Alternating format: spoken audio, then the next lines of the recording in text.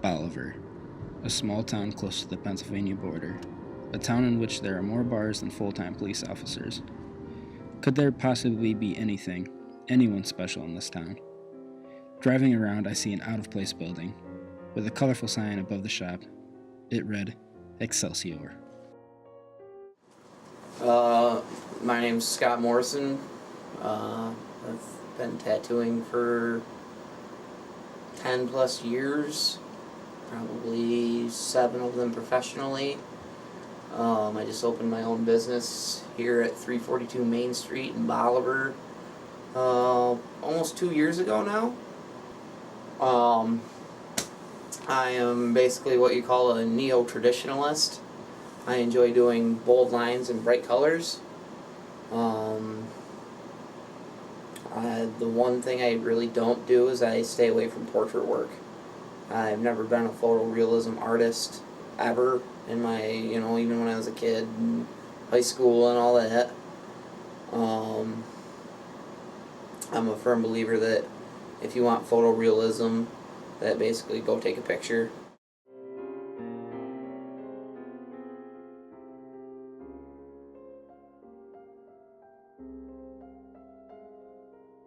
He comes off as a proud man, and at the same time, this goofy, trusting individual. Someone you can share any of your thoughts with without criticism.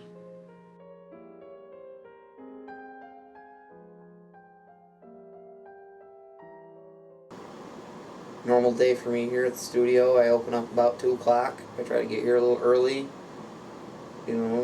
Technically I run my own business, so I have to be here to take care of the business part of things as well as just doing the tattooing. Sometimes that can be very stressful. It's hard to find the time sometimes when you're stuck in the chair with 4 tattoos to do in the day. By the time you're done with all that, you don't want to really sit around and stare at the computer crunching numbers and that kind of stuff.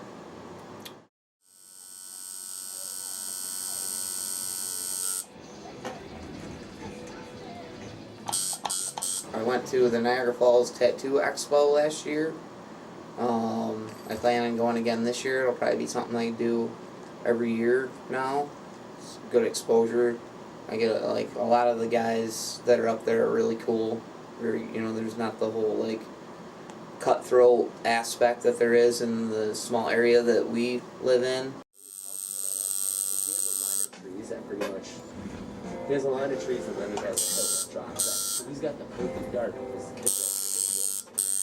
I am not a you pick it, I'll stick it artist. I do custom work on almost everything I do. Obviously, you come in and say you want a, tattoo of Tweety Bird. Obviously, we're gonna, make it Tweety Bird and not some crazy, amalgamation of a canary and God knows whatever else. Being on the other side of the tattoo was a completely different experience, watching the concentration of the artist as he permanently marked the skin. The name of the shop is Excelsior Body Modifications. There's a couple different reasons that we named our shop that back when I had a business partner. It was kind of a collaborative thing of basically we were both comic book nerds, and we are comic book nerds. The decor in my shop will attest to that for sure. To where it's got the Stan Lee reference. It's the word that he uses a lot. But then also is the state word, so it gets into basically our roots of where our shop originated from here in New York State, that kind of stuff. And then the actual definition of the word is to be of superb quality and to always be moving onward and upward. Alright, you ready, Don? Yes. Get this bad boy finished. Even though we probably still have 2 hours of outlining to do. Good?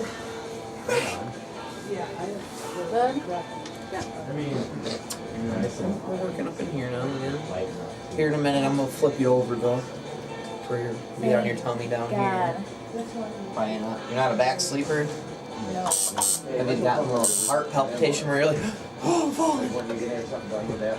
I hate that. Oh, I do that shit all the time when I'm going to bed. I don't sleep on my back, but if I'm so exhausted that I'm laying there watching TV and I give the, oh oh God, oh. Or the pseudo snake, you know, where you're half awake and you wake up and you think you see, like, you know, the snake or the spider go crawling under the bed or under the sheets. Oh, where is it? I can't find it. I'm sleeping on the couch. I have 2 biological children and I have 3 stepchildren. So my life, it can be hectic. A lot of times it's hard to separate life from work. On both ends of not bringing, you know, having stuff from home affect me while I'm here at work, like, you know, the kids. Like today, getting the text message in the middle of my tattoo that my stepson's glasses got broken. You know, it's hard to put that aside and finish what you're doing sometimes and just let it go until you can get to it. Mm-hmm. And then also on the opposite end, my family deals with my phone going off all the time. Anytime, any day, you know, could be 12 o'clock at night, could be 6 in the morning. All my friends had this problem of getting so trashed that they pissed themselves. Like, it went through almost every one of my friends in one summer. It was ridiculous. But this was what, you know, the summers where they're trying to put down like a 30-pack each in a night and that kind of shit, you know. Acting like drinking tough guys. Do you enjoy doing things that have a lot of heavy meanings and stuff like that? Certainly. I mean, honestly, I am the kind of tattooist. I love to tattoo. I would much rather do, I don't know, I was just saying this to another guy here just earlier this morning when I was talking to him to set up an appointment. Said that he's had a bunch of, you know, bad taste in his mouth from other artists that basically think the opposite way that I do. And what I think is I would much rather do a good tattoo and not get paid for it than to get paid a bunch of money and do a crap tattoo. Technically, tattooing is one of the, you know, only trade skills left in the world that the only way to really be taught to do it by someone other than teaching yourself is to take an actual apprenticeship. And, you know, that can entail many years of being, for lack of better terminology, somebody's bitch. Cleaning up after them, setting up things, going and being their gopher for the stuff they need. You know what I mean? But on the other end, you know what I mean, that helps you with dealing with customers. Because not every customer that comes in is an ideal customer. A lot of them, you gotta work to get them what they want and explain, you know, why what they have in their head might not work versus what actually is going to work. And make them realize that what's going to work will be better than their idea initially. Did you have any hobbies that led you into the life that you live right now as a child? Like I said, I've always been drawing. Like when I was a kid, I always loved to draw my own superhero, or mutant or whatever. And me and my friends, you know, we'd draw them up. All right, I'm a fucking shark-headed dude with fucking bat wings and laser beam eyeballs, and then we go play pretend, you know what I mean? But I've always, you know, I love cartoons, I love comic books, all art. Like, it's one of my favorite things right now, you know what I mean? Being an adult and stuff. Technically, I use watching cartoons a lot for, honestly, like, art research of light sources, shadowing, how stuff is put together. Especially in a moving environment, you can kind of, you know, you don't just learn where it goes. In the moving environment with the cartoons, you learn how it acts. You know what I mean? Where, like, all right, you might have the shine here, but if I turn that a little bit, which direction is it going to go off to and bounce onto, you know, this object over here and cause a shadow over here now, and that kind of stuff. Which, I did this tattoo on myself. And that was kind of the point of it, is the Chinese up here means to endure. The koi fish in Chinese tattooing and mythology are a symbol of endurance. I am also a Pisces and an Aquarius, so it kind of gets into all that too. But this is more of basically, if I can sit through doing this to myself, I can endure anything. You know what I mean? You can get through just about anything with the right mindset.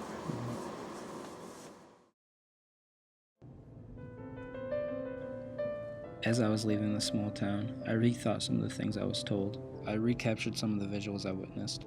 There's a special bond between an artist and his canvas, a trust between the two. Scotty was able to put that into perspective. He acted as someone you could just talk to, someone trustworthy enough to tell everything. I guess I was able to find someone special in Bolivar after all.